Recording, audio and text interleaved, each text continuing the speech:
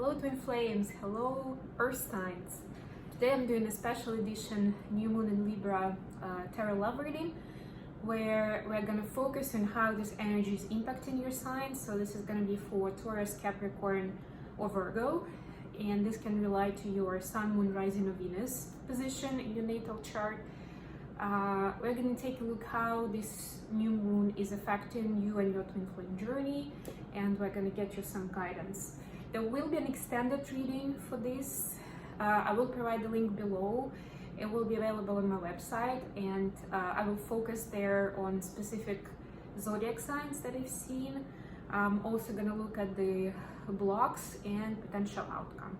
Oh, and at the end in this reading, I'm gonna pull some cards from the Hermit Tarot, and then if you go towards the extended, there will be an additional card for each of the signs that I'm seeing here. All right, let's get going. This is a general reading, so please take what resonates and leave what doesn't. Thanks for joining me today. You can see me in a party edition of my setup.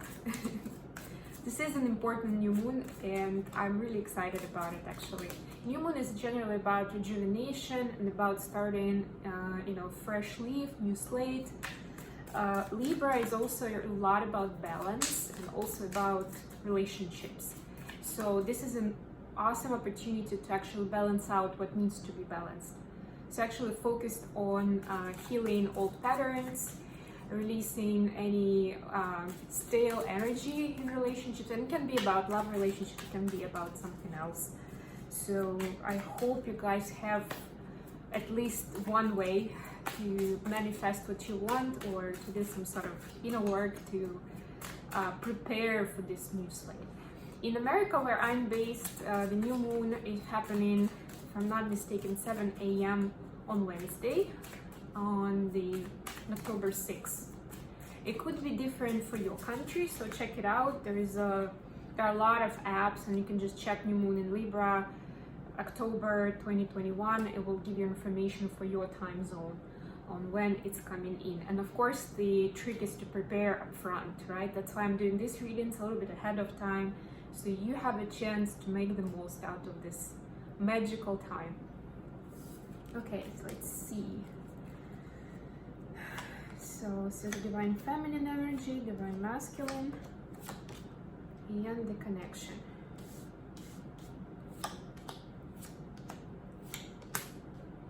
And we're gonna get some cards of guidance. Okay. Bottom of the deck, the Hermit.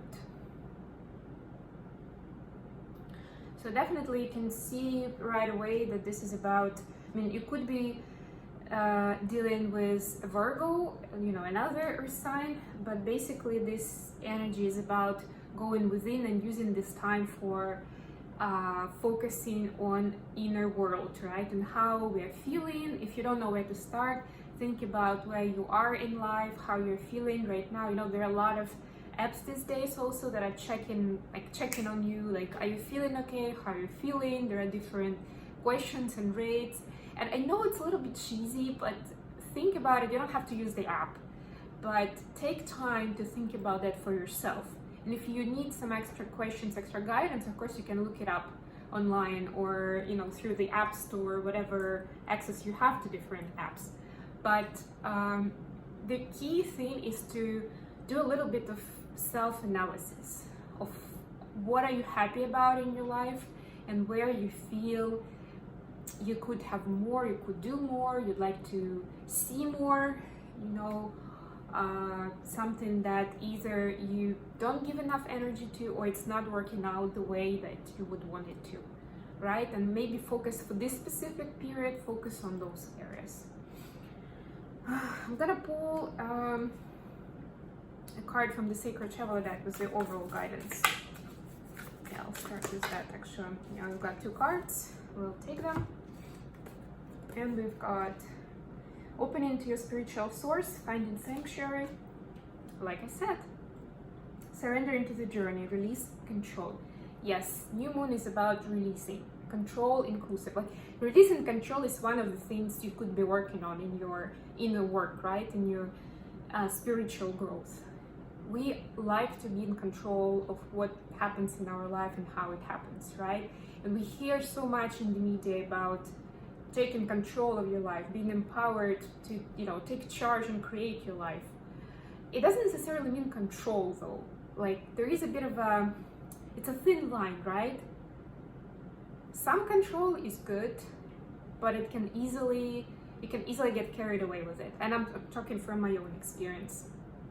So this to me is a lot about Hermit card. It's about this solitude where, like finding sanctuary, right? If you have a place that you associate with sanctuary, that's a place to be in the next couple of days to do that spiritual work.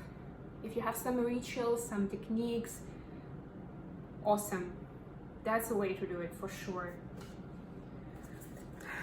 Okay, let's get to Divine Feminine energy. We've got Queen of Wands, Ace of Wands, and Seven of Cups. I actually love it for this time because it's very, first of all, it's very feminine, but this deck is like a lot of cards that are more generic have feminine figures here. But I also love that it's very much about kind of like transformation and being fully in your feminine power. Look at this. Like, where would you see Ace of Wands with this sorceress cooking something in her cauldron, right? And here you can see that, and that's the key, right? You are the High Priestess, Divine Feminine. That's what to focus on for this new moon. And what do you want to transform in your life, right? It could be figuratively speaking. You need a potion for that. You're potent enough yourself. And then you have Queen of Wands, which again, to me, is the card of the Divine Feminine. At her best, with her wisdom, with her inner knowing, with her intuition driving her in every aspect of her life. Her being strong enough and courageous enough to follow her intuition, even if it's not the easiest path. And Seven of Cups, of course, it's usually like about the options and choosing the option. I would see, like in this deck, it's a very interesting card where her face is kind of like in pieces, but it's also, if you probably won't be able to see it, but it's got roses on it, and she's holding a piece of her face, and also it's got roses around it. So again, to me, in this deck, it's about finding your face, finding yourself, like literally yourself in the myriad of options that you have. What's your path? Where's your happiness in all of this? Your authentic self in which of these options? I love this. Divine Masculine, Page of Swords, Four of Cups, and the Hierophant. The Hierophant is the energy of Taurus. So you could be dealing with a Taurus. If you are a Taurus, it could be you for them, right? Because again, the Hierophant here has a feminine face. So it could be you, could be them. But basically, what I see here is that it is a bit of a, I don't want to say naive because it sounds a little bit negative, but it's a bit of a naive energy I would see in general. It's about knowing that there is more out there than what meets the eye, but not being able to put their finger on it, right? And still being driven a lot by society rules and beliefs and by the structure that they're used to. But these energies, both of them, are actually the energies of curiosity. And that's a very good start, I would say. So it looks like your Divine Masculine is at least curious about learning something new. And then Four of Cups, if you look at it closer, it's also like an opened up skull with tools. It's like digging into it deeply, right? So to me, this is like understanding that no matter how stable, quote unquote, their life seems on the outside, there is something lacking in where they are right now. And these are the attempts to kind of look into different places, even in their head, to find this something, like what is it? Where is it? So if you have access to your divine masculine, I would say it's a good time to give them some ideas, right? Just to share. You don't have to force them, right? But you can tell them about what's going on with you, where you're at, what kind of topics you're exploring these days, so what are you busy with. And this may be like a little phrase or word that they will hear that will give them some ideas, right? Because we mirror each other so much. So what is relevant to you, what you're working on, could be very, very much relevant to their journey. And it will help them to release some of the social stereotypes or limitations that they're putting themselves into. But Hierophant is 5, right? So it's the number of change, of transformation. The energy of the connection right now. We have 9 of Pentacles, 4 of Pentacles, and 4 of Swords. So you see we have a lot of force in this.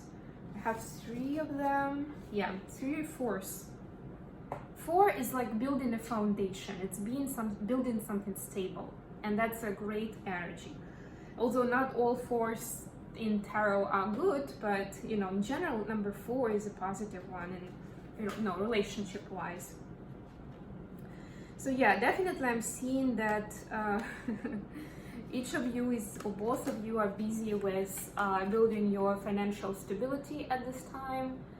You are doing you, like it's each of you focusing on like who you are and what do you represent as individuals. One way or another, that's what's on your mind, that's what's keeping you busy these days.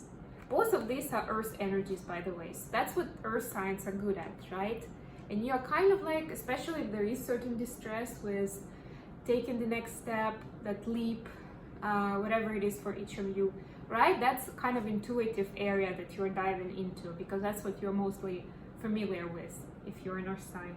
We have 4 of Swords here, so this is another card for going within, for meditating, for, you know, giving yourself some quiet and peaceful time to explore. Okay, guidance. We have 8 of Cups, 2 of Wands, and the Emperor. The Emperor is also number 4, by the way. It's another 4. You could be dealing with an Aries.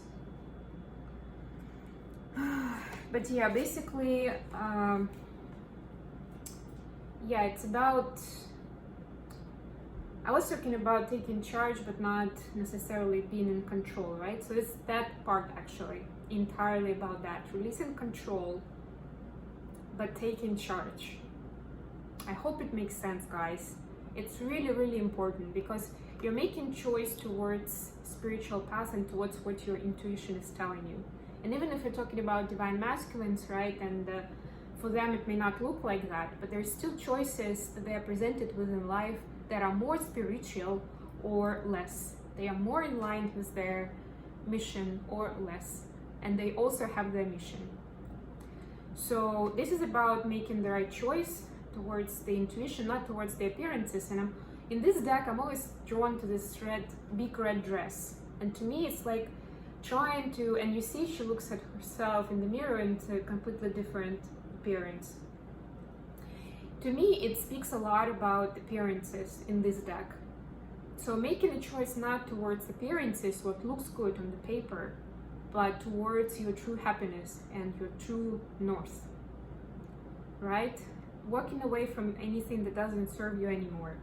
And I know it's, you know, it's an old story, right? But there's something specifically at this time that you can release, right? We're talking about release, control. And Emperor, as much as it is about control, there is a very thin line before the Emperor, as a wise leader, becomes a tyrant, right? Becomes a hypocrite. You name it, right? It can go wrong all the different ways when you have a lot of power. So this is about being a wise leader and not trying to control every aspect of your life, or God forbid, of people around you, even if it's your twin flame. Okay, what else did I want to do? Yes, I'm gonna pull a few cards for messages from your person to yourself, from your twin flame to you. What would they like to tell you right now if they had a chance? Okay, anything else? Thank you. Okay, I've got 3 cards.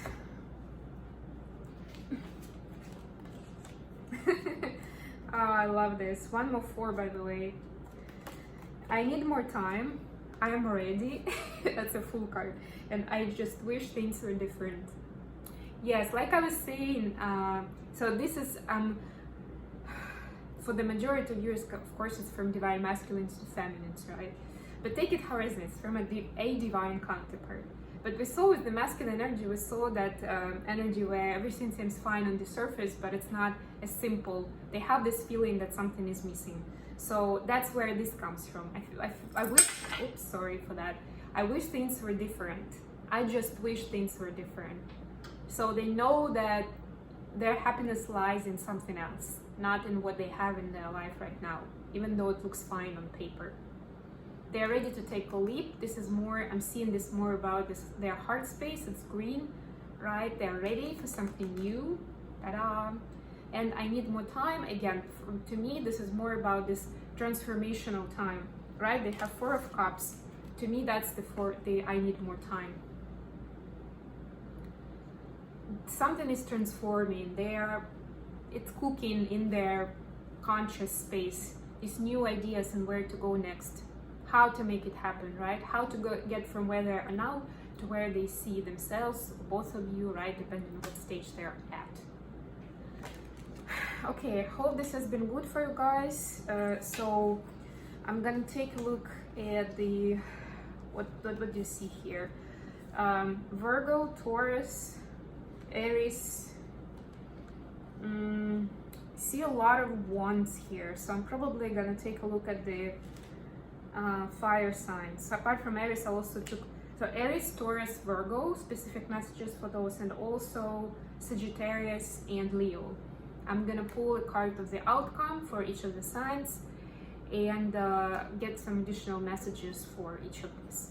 So if you're interested, this is your story, you can check out the extended reading. Thanks very much for being with me. I wish you good luck with this new moon, and hopefully it will bring you what you're expecting. Thanks for being with me, and bye.